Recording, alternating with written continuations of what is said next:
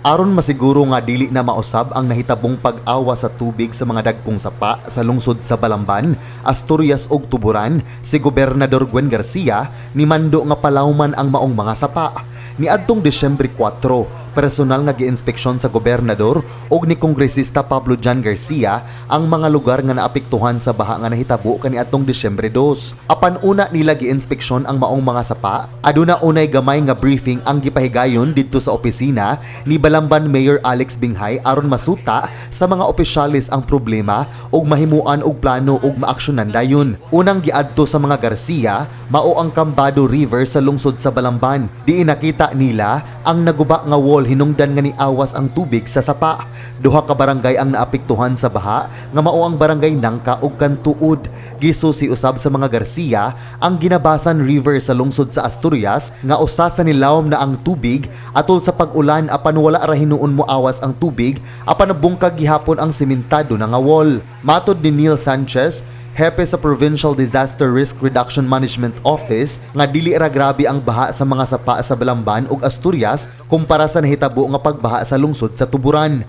Fortunately, dili kayo grabe ang Balamban ug ang Asturias. Mao tong ning request mi nga pwede ba sila maka-move to Tuburan? Kay mas naggrabe gid ang Tuburan.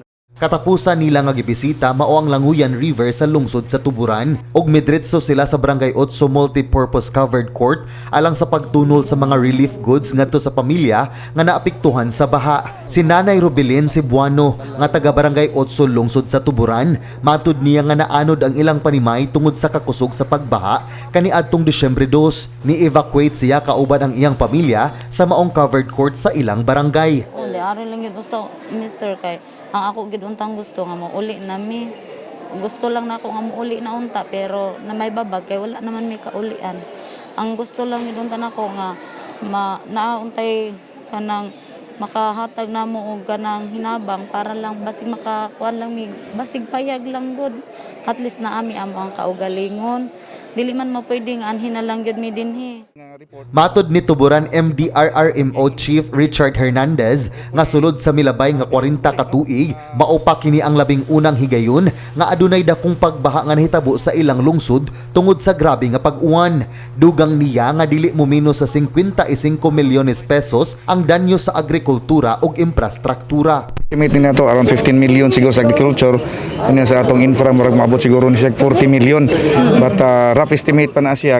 Makigtagbo si Garcia ni District Engineer Daisy Toledo karong si Manaha alang sa pagpangita og mga contractors nga adunay mga ekipo sama sa backhoe loader, dredger ug uban pa. Og human ana, sugda na ang maong pagkubkob aron mapalawman na ang sapa. So nagsabot nami, mag-meeting mi karong Wednesday kay para ma-pool na to ang mga equipment available sa DP kunya sa province and perhaps we can also think about kinsa nga mga contractors nga pwede nato matawag para makatabang sila with their equipment. Importante gud karon ang equipment. Alang sa balita sa Sugbo, kini si John Fredson Granada.